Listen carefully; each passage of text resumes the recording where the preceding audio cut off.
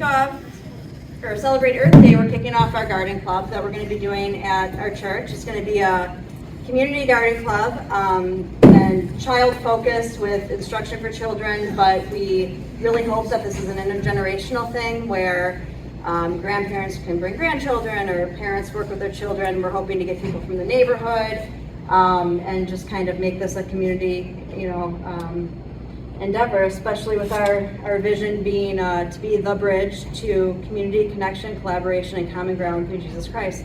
And our mission, connecting people to Jesus Christ and one another. So we're hoping to do that through growing food and flowers. So I will show you a few of the things that we have set up for starting seeds. These, I tried to do a focus on repurposing items since it's Earth Day. And when you repurpose, it's good because it's not going into a landfill. So these are just made out of little soup containers. And then inside, they each have an old applesauce container, and then the little seed starting pot goes right in there.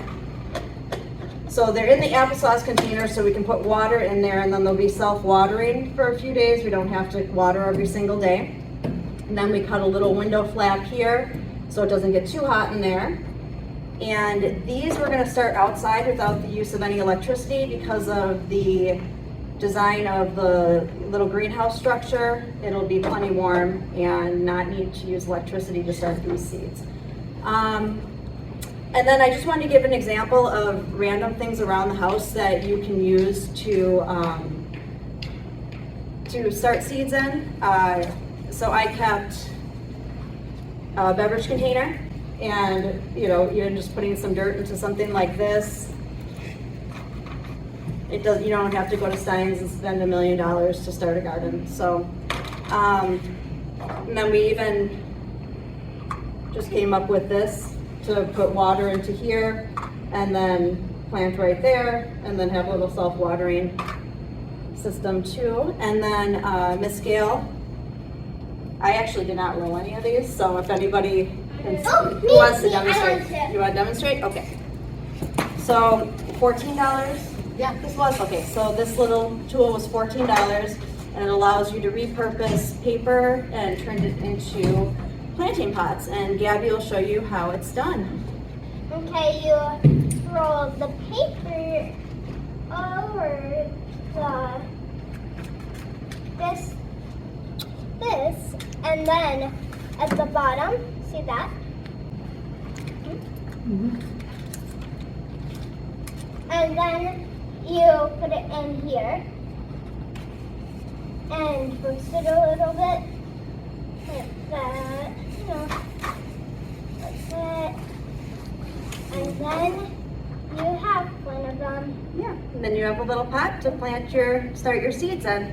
And the good thing about the paper ones is that once the seeds are started, you could easily just grab it out and put it directly into the ground because the paper will decompose. Yeah. So in these, I have watermelon seeds to start. So I will put a couple of the little greenhouses on each of the tables. And on each of the tables, you'll find little tins of dirt. And then there's also a tray with spoons and scoops and cups, different tools for getting the dirt into your cups. Another repurpose I did was the plastic Costco egg cartons. We cut some holes in the bottom here, and they fit really nicely just into the tray here. And again, you can put water then in the bottom, so it'll water it for a few days. And since this is going to be at the church, then we don't have to come here every single day to keep watering. Each of the tables has seeds on top of the ones that are supposed to be planted, and they're also labeled. So just make sure as you're planting that the seeds that you're planting match the label on the tin, so we know where we're getting. And over here, this is fun. This is our mammoth sunflower from last year. So sunflower tree. Yes, the sunflower tree. It almost made it to the clouds last year. It was, wow. It was huge. So over here, you'll be harvesting the seeds out of the head. to plant again for this year.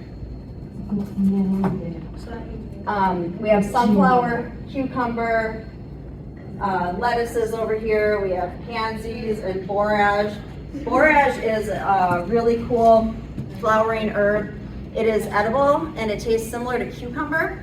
And the little purplish blue flowers can be gently pulled off of the plant, and there's a little hole in the center that you can then string the flowers onto grass and make flower crowns or bracelets, and they're real fun for a kid's garden. So we got these.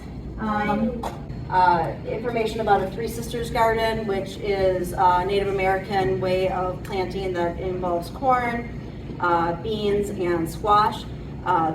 They each give a different nutrient to the soil, helping each other grow, and they also support each other physically, as the beans will trellis up the corn, and then the squash will protect around the bottom and grow out. It shows on the back a couple of different ways of planting them. If you're going to have a bigger garden versus just a small mound, it shows you placement and everything. So you're welcome to take one of these. We will be doing meetings throughout the summer and fall to